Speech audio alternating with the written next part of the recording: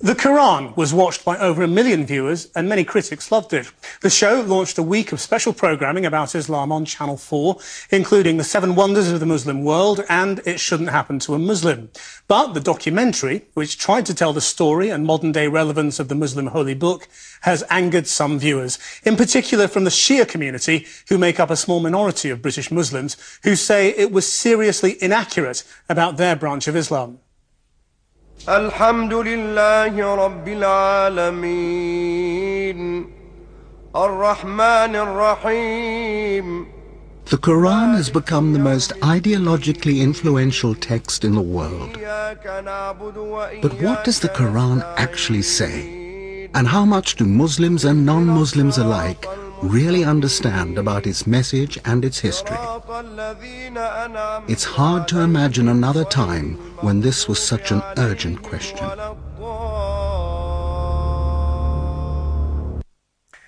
And joining me today are Anthony Thomas, the maker of the Quran, whose voice you heard there, and Ajmal Masroor, who was a consultant on the film. But let's begin with a comment from the floor, and Omar Ali Grant, who's from the Koi Foundation, who have been very much leading the criticism of the programme. Omar. Well, basically, we expected something much better from this. Anthony promised to the community in general something that will show the diversity within and without Islam on an equal footing.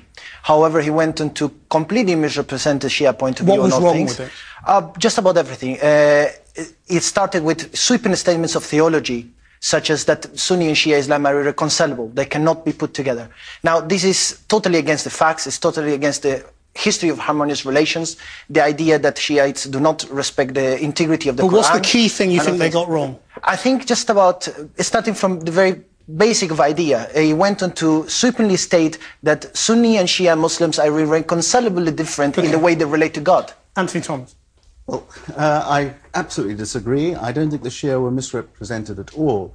Some of the correspondence I've had is amazing, where Shia, let's face it, there's been an orchestrated campaign with a website and all the rest of it, and I'm getting messages from people saying, I'm claiming that the Shia worship the Imams. I claim nothing of the sort. All I'm saying is that some Shia pray to the Imams and to saints as well as praying to God. Okay. And we discuss it with Shias who describe this to us. Zara Ali, where are you?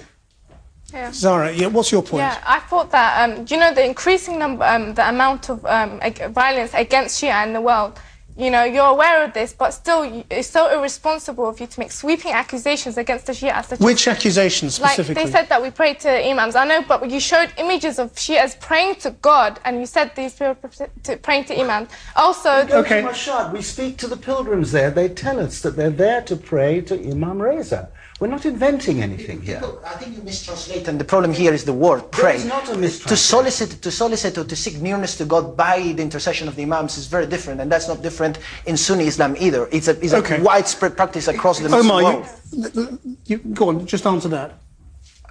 I mean, they state clearly that they pray to the Imams and they pray to God. And that praying to the Imam gives you a closer link to God because the Imams are close and loved by God. Yes, the gentleman there in the black jacket. There was a Iranian pilgrim who interviewed in the shrine of Marza.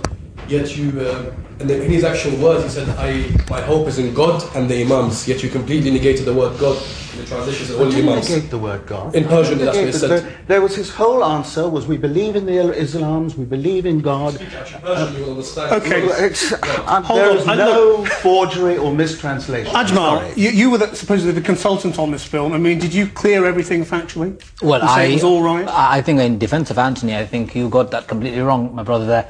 He did not, and nobody took out, omitted any words. I saw the script. The person's statement came as it was. I think there is a basic. But you've got a basic disagreement. There is a basic here, fact here, which needs clarifying. Between the Shia and the Sunni, the original difference began in the succession to the leadership of the Prophet after Prophet died. In that, Shias believe that it comes from the family of the Prophet, and the remaining communities believe that it doesn't. And in such, the gentleman over here, Omar, said, it is in the idea of intercession that we have the difference. Well, Anthony said exactly that. No, I didn't say that at all. Hold on. Intercession is a universal Muslim concept. Okay, Omar, you had a good chance. I want to bring some other people in. You're getting it wrong. In Sunni tradition, intercession is only of the Prophet. I don't want to get into a big theological debate here. Because 20 Muslims in the Sunni world. Omar, you're going to have to quieten down and let some other people get in. The lady on the back in the white shirt. I'd just like to say thank you very much for coming today on the programme, and thank you for making this programme. I thought it was a great way to inform people about Quran and Islam. You attempted to do that, but I don't think it was fully achieved. The programme was called the Quran, bit of a misnomer, because you started off talking about the Quran, then you deviated from it. No. In my opinion, you did. I wasn't part of a clan that came today. I watched the programme as a member of the public. All right. However, I was a little bit disappointed with the way you did portray Shiaism, and I don't agree with it. Thank you very much indeed for that. Who else saw this, and are there any maybe non-Muslims in the audience who saw this and thought it was sort of a valuable contribution or otherwise? Gentleman on the back there in the black shirt.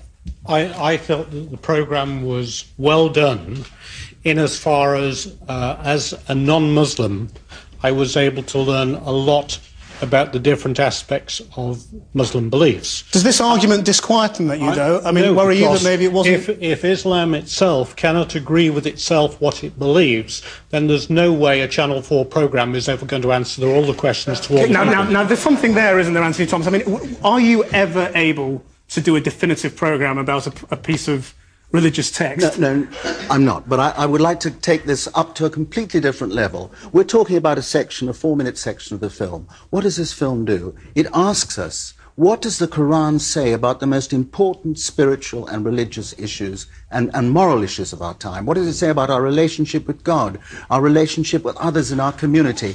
And here we are focusing on one tiny thing. All right, but can I ask you... This is a 2-hour programme in a whole week of programmes on the Quran. You had the consultant here. Can I just ask, are you a Shia or a Sunni? A Sunni. Right. Did you have a Shia consultant on this? Apparently we had a group in America who were also vetting the script, and I'm told that one of them was Shia. In fact, can I say, I know the lady who was a consultant on the programme, who's Shia. Just to clarify also, from my own perspective, as the programme goes, we spoke to hundreds of people, and I have received personally emails from both Shia and the Sunni friends and people that I know. To this date, I have not found one single person who has criticised it. All right. So I'm not sure where this is coming from. I'm going to get the last words to the gentleman on the back in the jacket. You've been trying to get it. Sorry, the programme and the discussion so far is completely not touching the main point, and that is you interviewed 17 Muslims in the documentary. Out of those, 15 were from the Sunni school of thought and only 2 from the Shia school of thought. He did not interview anyone or take the opinion of the Western Shia scholars. You misrepresented the Shia faith altogether. You gave the impression that we Shias are the same as Wahhabis, and you took us out of the religion of Islam, which is unacceptable, and we will not accept such a representation. Quite unbelievable. Hold on. I'm really sorry. Misrepresent the Shia faith when people from the Shia faith are telling you did. Right. I was told in that documentary, apparently, I don't pray to Allah directly. I'm really sorry. We don't have time to go into that. Anthony, I'm going to give you the last word to answer that point about the number of people you talked to. Did you get the balance wrong? Frankly, I didn't go around saying, are you Shia, are you Sufi, are you what are you? I talked to leading figures.